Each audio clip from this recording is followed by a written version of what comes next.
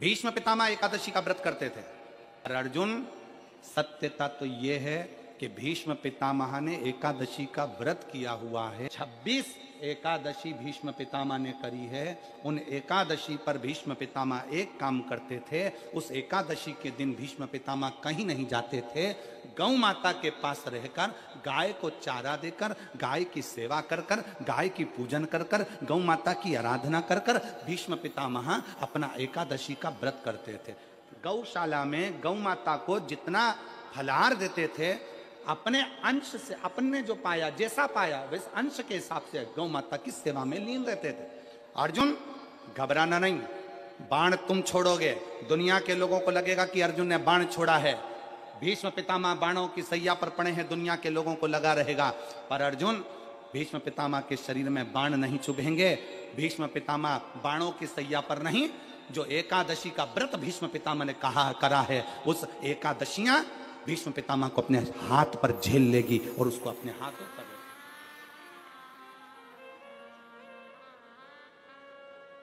जिन एकादशी का व्रत भीष्म पितामह ने करा है, वो एकादशी भीष्म पितामह को अपने हाथों पर झेलती है। इसलिए हमारे पुष्टि मार्ग में जहां हम ब्रह्म संबंध लेते हैं, हमारे वल्लभ कुल में एक बड़ी सुंदर बात कही जाती है कि भले बकरी जैसे चरो पर एकादशी जरूर करो।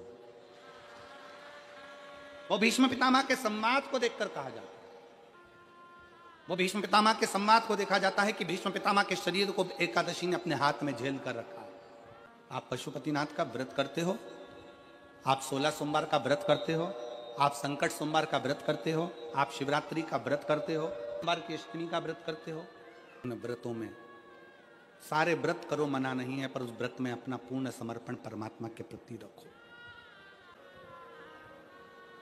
केवल खाना छोड़ा है, अन्न छोड़ा है, भोजन छोड़ा है, और दिन में सुबह से लेकर शाम तक 2-3 बार तुमने कुछ ना कुछ पाया है, वो व्रत हो सकता है आपकी दृष्टि में, पर हमारी दृष्टि में व्रत कौन सा है?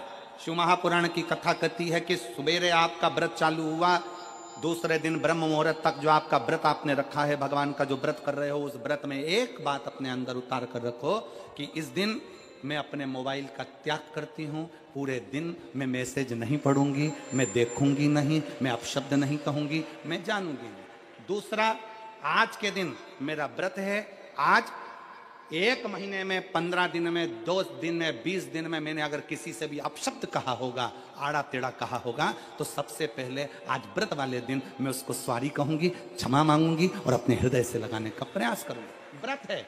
व्रत का तीसरा अंश, आज मेरा व्रत है, मैं आज के दिन किसी को भी अपशब्द नहीं बोलूंगी, किसी के लिए आड़ा तड़ा नहीं बोलूंगा, आज जितना बन सकेगा मैं सात्विक जीवन जीऊंगा।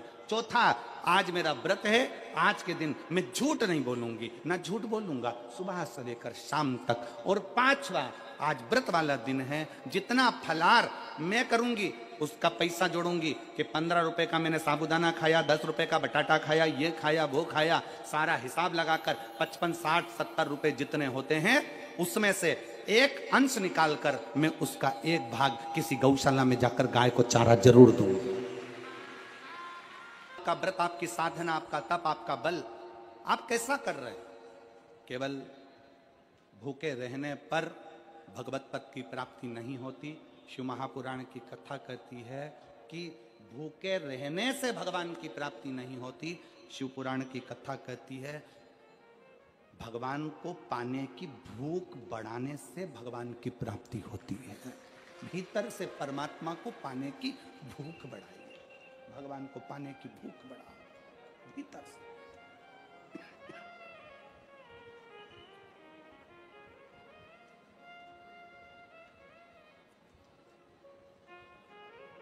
व्रत करो मना नहीं, तप करो मना नहीं, साधना करो मना नहीं, पर उस तप साधना में, व्रत में परमात्मा को पाने की ललकता हो आपके भीतर, भगवान को पाने की ललकता हो आपके भीतर, भगवत पद को पाने की ललकता हो आपके भीतर, तो भगवान। महापुराण की कथा एक बड़ी सुंदर बात कहती है, व्रत आप करते हो, उपास आप करते हो, नियम आप लेते हो, पूरा किसको करना पड़ता है? तुम्हें नहीं। व्रत आप करते हो, उपास आप करते हो, नियम आप लेते हो और पूरा देवाधिदेव करते हैं, भगवान शंकर करते हैं। बस इतना जरूर याद रखें कि जैसे कुछ प्राप्त हो भी गया तो शिव को धन्यवाद देकर शंकर के दरवाजे पर जाते रहना, यह हमारा कर्तव्य है।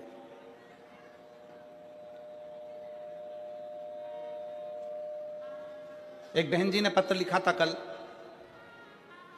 उस पत्र में बहन जी ने लिखा कि शिव महापुराण तप का मतलब क्या होता। चलिए उपास का मतलब बताओ। खाना छोड़ देना व्रत नहीं है, दूसरे का धन छुड़ाकर खाना छोड़ देना व्रत है। शिक्षा दे देना, किसी को चिकित्सा की जरूरत है उसकी चिकित्सा में थोड़ा सा धन लगा देना, कोई रोते हुए की आंख के आंसुओं को पोंछ देना, किसी के दुख में खड़े होकर उसको खुशियां प्रदान कर देना, ये दुनिया का सबसे बड़ा व्रत है, सबसे बड़ी साधना, सबसे बड़ा तो। मन साफ है तो सारी गलतियां माफ है, और अगर मन ही साफ नहीं है तो गलती कौन माफ करेगा भाई। रहे हैं वो भी श्रवण करें। एकादशी के दिन बन सके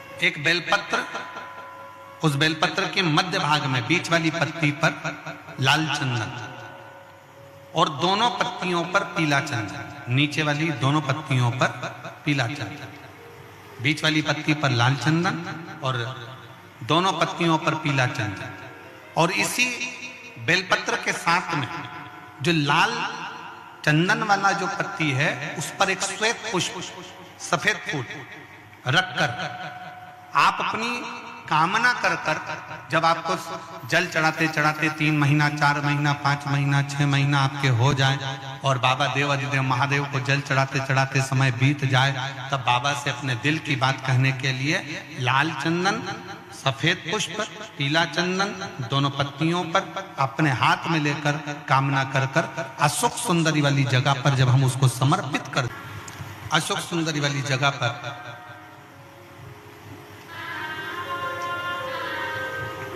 ये शिवलिंग जलाधारी और उसके सामने का जो भाग है उसके मध्य भाग में अशोक सुंदरी का स्थान, बस इसी स्थान पर बेलपत्र और श्वेत पुष्प, बीच वाली पत्ती पर लाल चंदन, आसपास की पत्तियों पर पीला चंदन, और वो शिवलिंग की सम्मुख में जो अशोक सुंदरी का स्थान है वहां समर्पित कर। उस स्थान ये रोज नहीं करना, फिर ध्यान देना, कभी कभी 4-6 महीने निकल जाएं, 8 महीने निकल जाएं, 3 महीने निकल जाएं, 5 महीने निकल जाएं, उस स्थान, और ये हमने एक बार नहीं बताया, इसको पहले भी वर्णन कर चुके। एकादशी के दिन गंगा के जल में मात्र 7 बेलपत्री डालकर जो नंदीश्वर भगवान अर्थात जो शंकर जी के शिवलिंग के सामने नंदी होता है, उस नंदी के चरण पर गंगा का जल चढ़ाकर बेलपत्री शिव पर समर्पित कर देता है, उसके घर में रुपया रुकना चालू हो जाता है, फिर वो गलत जगह पर नहीं जाता, गलत स्थान पर वो धन जाएगा ही नहीं। बेटा अगर व्यसन में पड़ा हुआ है, मदिरापान में पड़ा हुआ है, मांसाहार में, जुए आदि में जा रहा है, तुम्हें लग रहा है कि मेरा बेटा गलत मार्ग पर जा रहा है, ये मित्र दोस्ती गलत हो रही है, वो सही जगह पर आ जाए। तो हो रही है 30,000 रुपये महीना, 40,000 रुपये महीना कमा कर लेकर भी आ रहे हैं, कमाई तो आपकी हो रही है, 30-40 हजार रुपये महीना आप कमा रहे हो, 50,000 रुपये महीना, 1 लाख, 2 लाख, 4 लाख रुपए आप कमा भी रहे हो, पर आया और चला गया, उसका क्या करोगे?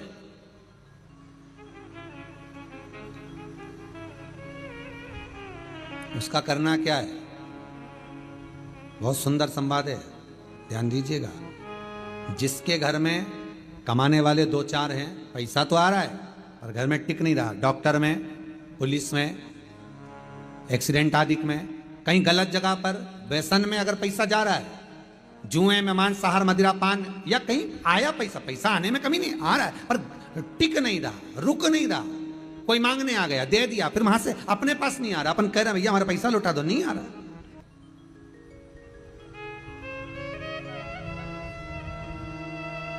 करना है एकादशी। कई लोग इसको धन के लिए भी करते हैं, संपदा के लिए। संपदा के लिए अर्थात जिसका व्यापार नहीं चलता, जिसके घर में पैसा नहीं आता, या नौकरी नहीं लग रही, या सर्विस नहीं लग रही, आप अप्लाई कर रहे हो, जगह जगह जाकर इंटरव्यू भी दे रहे हो और पैसा नहीं आता, तो उसके लिए भी प्रयास किया जाता है। पर उसके लिए यहाँ पर जो धन के लिए करते हैं, उसके लिए विष्णुपदी के लिए करते हैं। मतलब जैसे गंगा के जल में तुलसी के 11 पत्ते डाले जाते हैं। कितने पत्ते डालते हैं?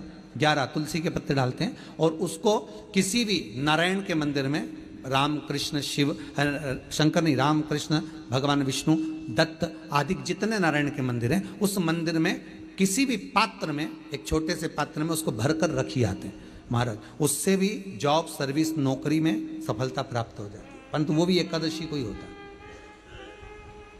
कुछ देर तक पात्र को रखा जाता है, फिर वही पात्र का जल किसी भी वृक्ष के नीचे डाल दिया जाता है, उससे भी नौकरी के लिए फायदा मिलता है। गंगा का जल कोई साधारण नहीं।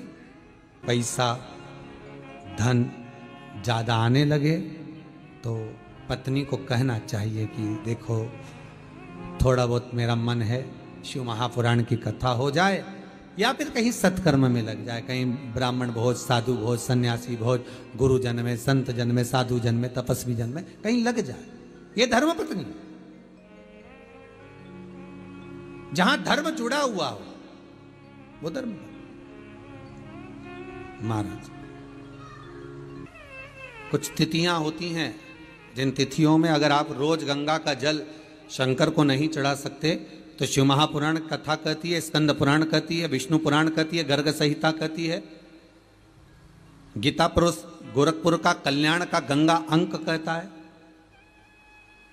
कि कुछ तिथियां भारत की भूमि पर ऐसी वर्णित है जिन तिथियों में भी गंगा का जल हम शिव को अगर एक बूंद भी समर्पित कर रहे हैं, गंगा का जल मात्र एक आधी चम्मच भी, आचमन जितना भी अगर हम शिव को समर्पित कर रहे हैं, तो उसका सुख आनंदित है। जैसे पंचमी तिथि, नवमी तिथि, दशमी तिथि, एकादशी, प्रदोष, पूर्णिमा, अमावस्या, ये तिथियां हमारे यहाँ जो दी गई हैं, इन तिथियों में अगर हम गंगा का मात्र थोड़ा सा जल भी अगर जल के पात्र में डालकर गंगा जी का जल थोड़ा सा भी शिव के पास लेकर जा रहे हैं, तो ये एक भाव अपने भीतर होना चाहिए कि आप केवल गंगा का जल साधारण शिव मंदिर में समर्पित नहीं कर रहे हो, आप गंगा का जल भले अपने घर से लेकर जा रहे हो और थोड़ा सा भी जल ले जाकर अगर शिव को समर्पित कर रहे हो, तो तुम्हारे भीतर ये भाव होना चाहिए कि मैं गंगोत्री से जल भरकर सीधे रामेश्वर में ले जाकर गंगा के जल को समर्पित कर रही हूँ। श्रावण के महीने में या अन्य महीने में आप शिव को समर्पित कर रहे हैं, ये आपके भीतर एक भाव उत्पन्न होना चाहिए। एक बात आपको कही थी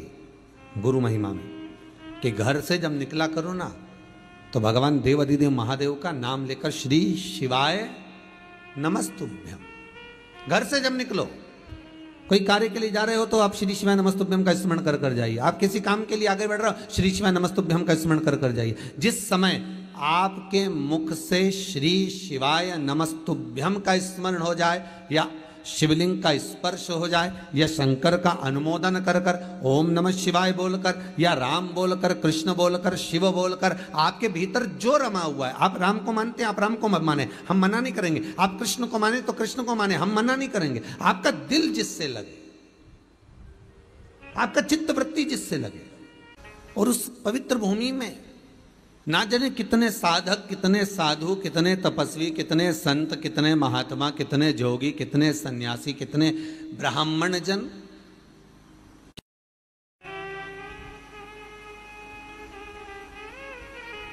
पवित्र भूमि,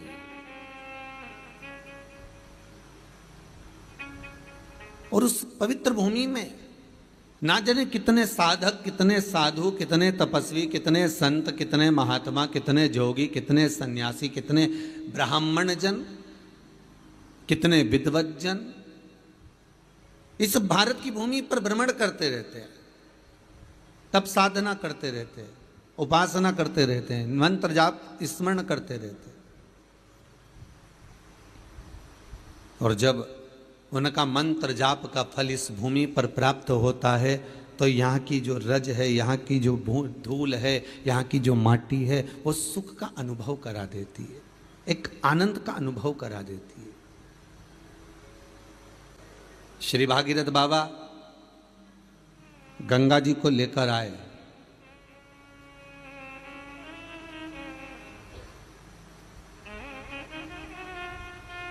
भागीरथ बाबा तो गंगा जी को लेकर आए 60,000 काकाओं के उद्धार के लिए, और वो गंगा भी बहती हुई गौमुख से लेकर चलते चलते चलते चलते वो गंगा भी कलकत्ता तक जब पहुंची है, गंगा सागर तक जब पहुंची है, तो उसके घाट पर, उसके तट पर, गंगा महारानी के किनारे पर जितने जितने भक्त, जितने साधु, जितने सन्यासी, जितने साधक, जितने उपासक, जितने जीव रह रहे हैं, ये गंगा उनका कल्याण कर रही है। और जो उसकी शरणागति में जा रहा है, गंगा उसका उद्धार कर रही है। गंगा किसको संवारती है?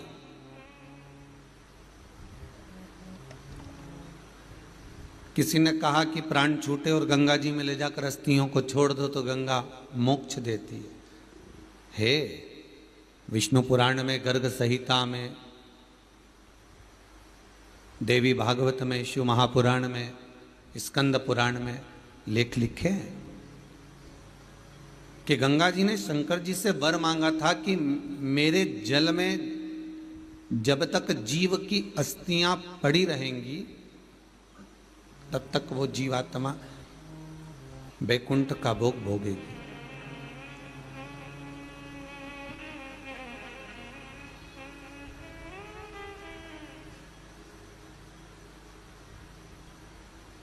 पर गंगा जी ने एक बात और कही है, शिव महापुराण में आपने श्रवण करा ना करा, पर एक बात और गंगा जी कह रही हैं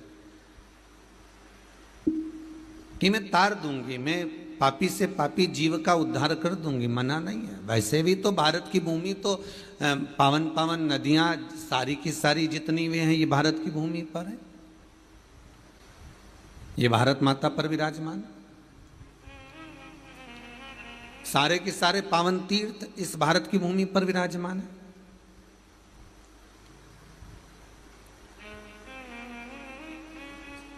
पुण्यमय नदियां, पुण्यमय तीर्थ, पुण्यमय तालाब, सरोवर, जितने भी हैं ये सब इस भारत की भूमि पर हैं।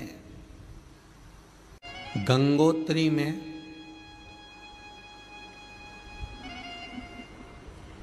आप लोग गए होंगे, कई लोग गंगोत्री, बद्रीनाथ के जो 4 धाम हैं, यमुनोत्री, गंगोत्री, केदार और बद्रीनाथ। विष्णु पुराण में कहा 3 तरह से मरे हुए व्यक्ति की गति नहीं है, उसको मोक्ष नहीं है। पहला पानी में डूब कर मरा हुआ, दूसरा सर्प के डसे से मरा हुआ, तीसरा स्त्री के हाथ से, नारी के हाथ से मरा हुआ व्यक्ति, इसकी गति नहीं है, मोक्ष नहीं है इसकी। इनकी गति केवल एक है, वो है शिव महापुराण की कथा। अगर कोई पानी में डूबकर मर भी गया है, उसके परिवार का, उसके कुल का व्यक्ति अगर एक बार शंकर की कथा भले यहां आकर ना सुने, टीवी के सामने भी बैठकर सुन रहा